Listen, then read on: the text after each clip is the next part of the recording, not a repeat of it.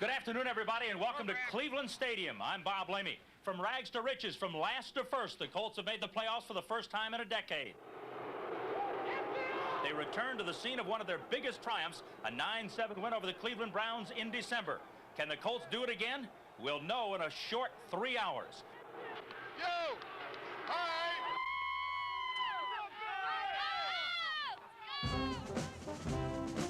After posting their best regular season record in 10 years, the Indianapolis Colts were now in the playoffs.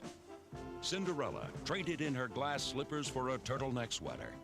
And on a frigid Cleveland Saturday, the AFC East champions were determined to leave the Browns out in the cold.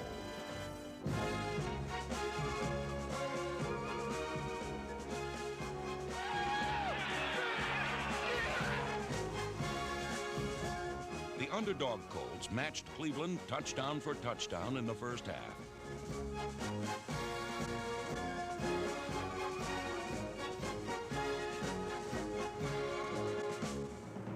But Indianapolis' sweetest season would soon leave the Colts with only a greater thirst for victory. Cleveland rallied in the fourth quarter, putting an untimely end to what had been a most exciting season. Robert Irsay's commitment to winning landed Indianapolis on the map of football powers and in the hearts of a captivated city. The Colts were dominating on offense. They were stifling on defense. Pro Bowl honors were bestowed upon 6 Indianapolis players in 1987, the year the Colts were off and running. Trudeau with a long count, hands it off to Bentley, pitches it back to Trudeau, the flea flicker. He's looking, everybody's covered. He's going to air one out down the right side. Billy Brooks, Billy, he got it! He's got it! Touchdown, Billy Brooks!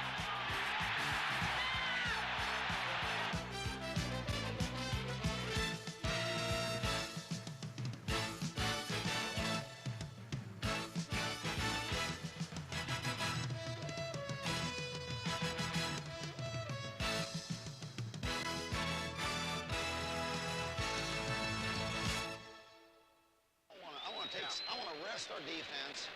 I want Eric in there. What's he got up? 20 draw. Dick, get in there. We're on a 20 draw. Hurry up. Hurry. Whether running or passing, good things came in twos this season for the Indianapolis offense. The midseason acquisition of Eric Dickerson, the NFL's premier running back, served only to bring out the best in his backfield mate, Albert Bentley, giving the Colts one of the toughest backfield tandems in the league.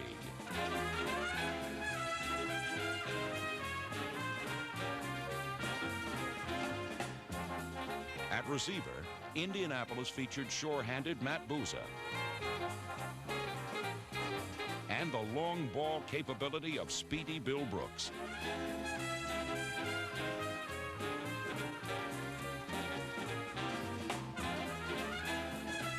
Pat Beach excelled as the Colts' starting tight end, and number 81 was blessed with 2 capable backups, Mark Boyer and Tim Sherwin, providing dependable targets for Colt quarterbacks.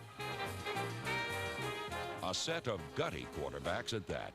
Jack Trudeau and Gary Hogeboom acted as a pair of interchangeable aces, Trudeau filling in for Hogeboom during a frustrating string of injuries.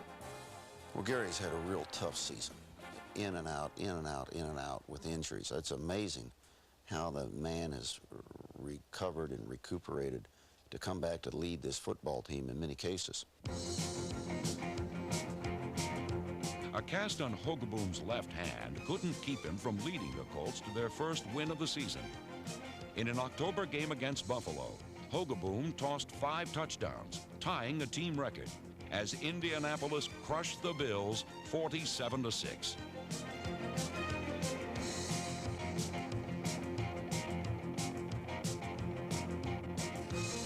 Another shining star in the game was Walter Murray, number 86, whose 161 receiving yards was a season high for Indianapolis.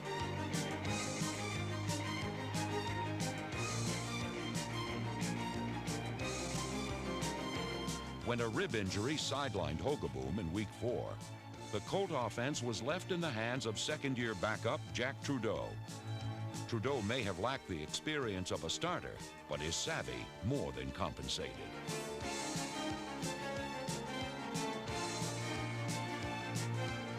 Against the Patriots in Week 6, Trudeau notched his first NFL win, and the 3-3 Colts were tied for first place. A week later, Indianapolis bought an insurance policy.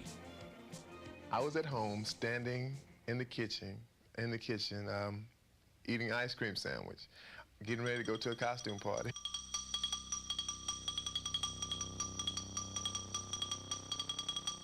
By that time, Coach Meyer called, and he said, "Eric, would you like to play for the Colts?" I said, "Sure, Coach." I was very happy. Only at the last 11th hour did it appear that we had a shot there, and he was the only player in the league that we would have made this trade for. I was shocked because I had heard talk about it and everything, but I really didn't think it would come true. Didn't believe it at first. A lot of things happen in this game that are not believable, and at first I didn't believe it. And once I found out it was true, it's amazing that it happened, and it's a great thing for our franchise and for our football team. One day after acquiring Eric Dickerson, the game's best runner, Coach Ron Meyer now had the pleasant task of figuring out a way to get him into the lineup against division rival New York. All right, we can run one play with him in there if it's anything other than a trap. If not, we go with Albert. I know it. Dick, if we're on the goal line about a second and two from the 2, I'll go Charlie 40 or Charlie 50. You know that one, don't you? Dickerson looked more like Charlie Brown on his initial Colts scoring opportunity. Rest assured, it was only first game jitters. Okay, man, my fault.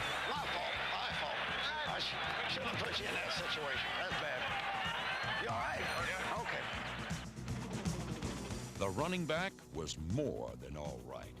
It didn't take long before Jet defenders were trampled by the Colts' newest thoroughbred.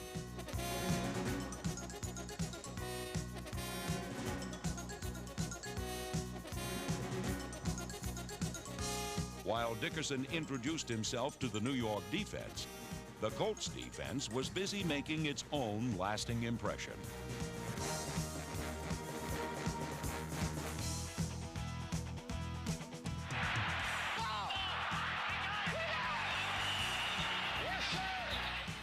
Indianapolis took the Jets' best hits. It's a first down! Well, tell me, my heart's in my mouth. And then delivered the game-winning knockout blow. The ball to Bentley on the end around to Billy Brooks. Back to Trudeau. He's got Boozer wide open. He throws it deep down the right sideline.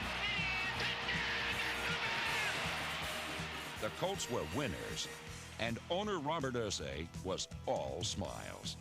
You don't have to take my heart out of it. Yeah, yours. Mine was in my mouth the whole fourth quarter. Run the ball! We don't give up! Ron Meyer, in his second year as coach, molded the young Colts into contenders, and championship hopes were soon spawned for Indianapolis. Great job, kicker. I thought you were going to have to win it there in the in-force now. Nice job, Ron. Good job. Nice job. Great call there, Timmy. No, I'm serious, buddy. That's a great job. Great job. You deserve that. You worked hard all week. Hey, man, we'll celebrate on the plane. Hell of a football victory. The Colts were hot when they traveled to Miami in Week 9, but the weather was hotter. The Dolphins burned Indianapolis for a quick 14 points in the game's opening quarter. Then, the Colts got their second win.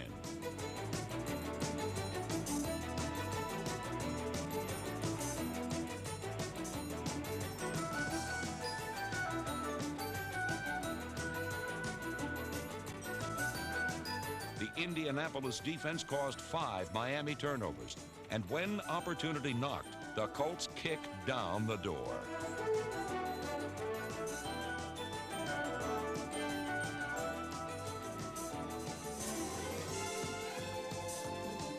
Inside, hand up to Bentley. He's at the 10. Shoots to the 5. Touchdown!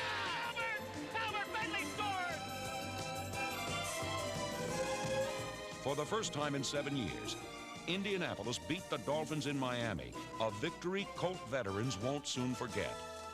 I've lost to them all those times, and to beat them down there in the new stadium, it made us all feel good, and we started feeling like that we can go out and beat anybody.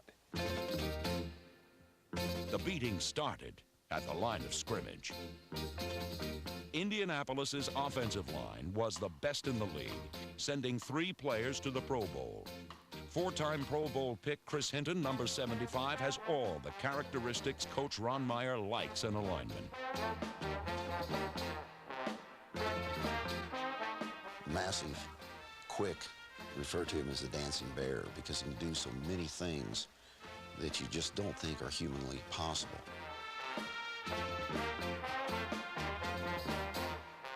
In his 5th year, Hinton is equally capable of finesse pass blocking or power run blocking. And he's had no better role model than his line mate, Pro Bowl center Ray Donaldson. You want to give me a sack today, homie? No. Some pressures, but no sacks, right?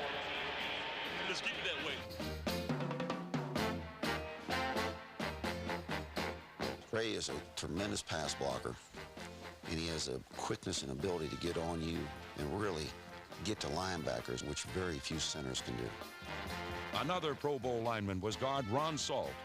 The biggest challenge for this line, which included Kevin Call and Ben Utt, was learning how to properly escort newcomer Dickerson.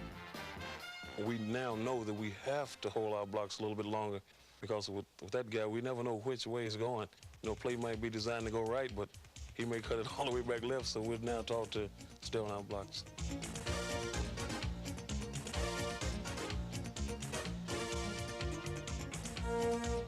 Eric Dickerson, when you think about adjectives, cool, smooth, silk. When you have to get the tough yards, he's like a buffalo. He is hard to bring down. Indianapolis adored Eric Dickerson. You could read it on the fans' faces, see it in their eyes. But not to be overlooked was Albert Bentley, who emerged as much more than a pass-catching running back.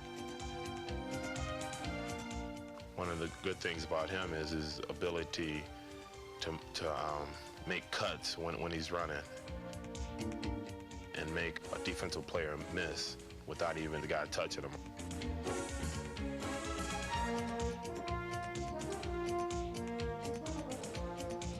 Bentley enjoyed the finest season of his career, finishing 2nd in the NFL in all-purpose yards. He also led the Colts with 9 touchdowns, many the kind of gainers typically performed by gold medal divers.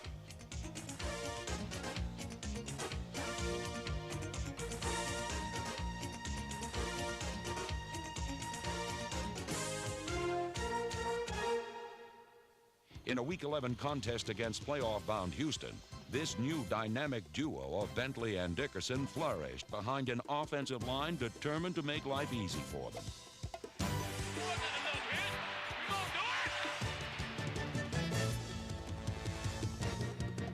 Dickerson cut back, around, and through the Oilers for 136 yards, a club record 4th consecutive 100-yard game.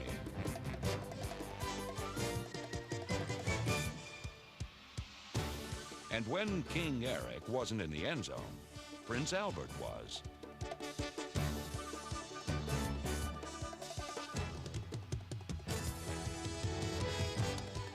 Bentley turned the Hoosier Dome into his own personal Indianapolis Speedway. 40, 30, 20, Albert at the 50, 10, 5, touchdown Albert Bentley!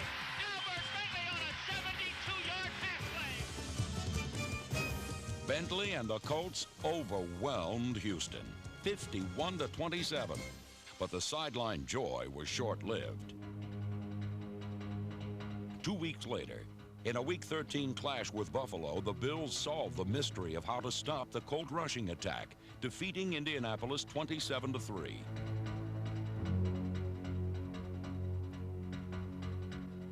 Now, in a 3-way tie for first place, the Colts could ill afford another loss while still harboring hopes of making the playoffs.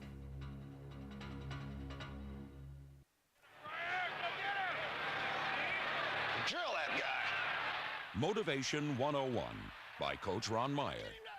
The key player involvement. There you go. I guess I believe in a hands-on approach. I like to actively be involved with the players. If that is motivating, then so be it. That was a fine field goal and a fine kickoff right there. All right. That's where they hit it, baby. That's where they hit it. All right. Fine job, Jack. Fine job.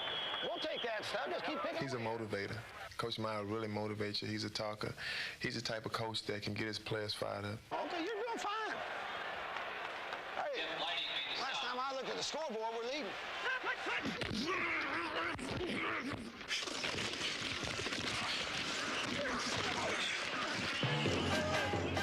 Protecting those leads was the assignment of the Colts defense, the NFL's toughest to score on in 1987.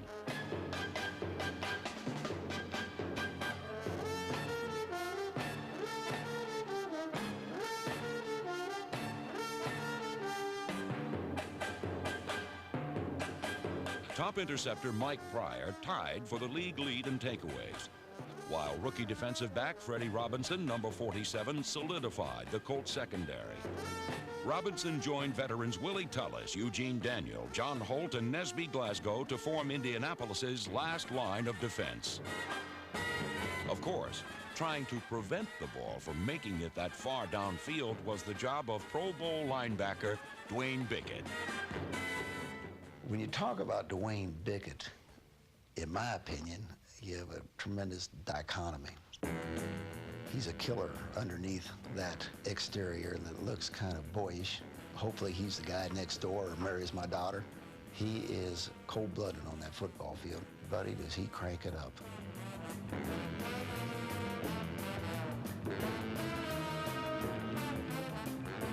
Bickett led the Colts in both tackles and sacks.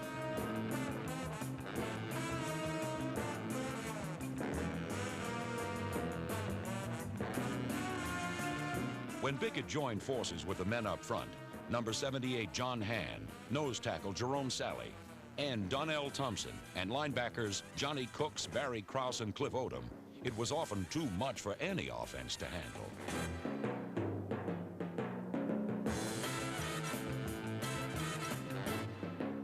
Bickett coming from the outside. Bickett gets around his man, chases. He's there. The ball is loose. Donnell Thompson is going to pick it up at the 30. He falls at the 25. Lateral, no, keep going to the 20, 15, 10, 5. Touchdown! Donnell Thompson! Number 99 and the rest of the defense terrorized opposing offenses. Their highlight, shutting down explosive Cleveland in a 9-7 Week 12 victory.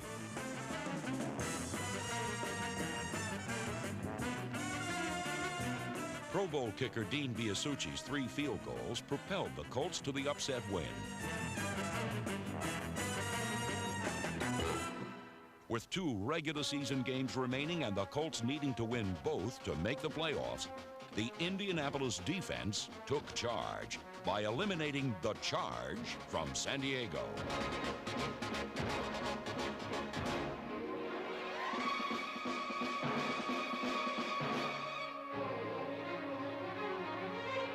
Five sacks of Charger quarterback Dan Fouts and flawless passing by Colt quarterback Jack Trudeau brought Indianapolis to within 1 game of its playoff dream.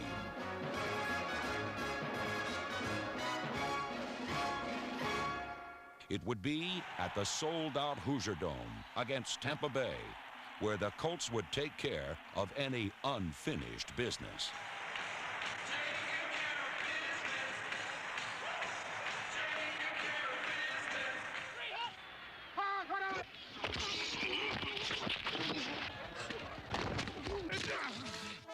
The Indianapolis defense swarmed the Bucs and quarterback Vinny Testaverde.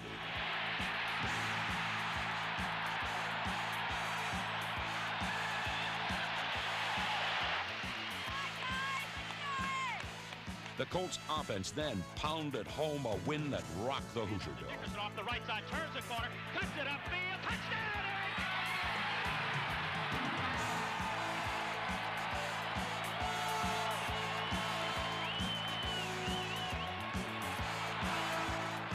Trudeau on the delay gives it to Dickerson, trying to get outside, cuts up to the 30. He's at the 25, 20, 15, 10, 5, touchdown! He did it! 34 yards for Eric! The crowd is on its feet. This one is over. The Colts win it 24-6 and head to the playoffs for the first time in 10 years. And it is official. The Colts are AFC East champions from last place to first.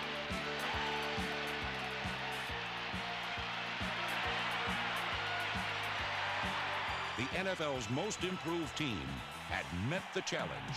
The Colts were division champions.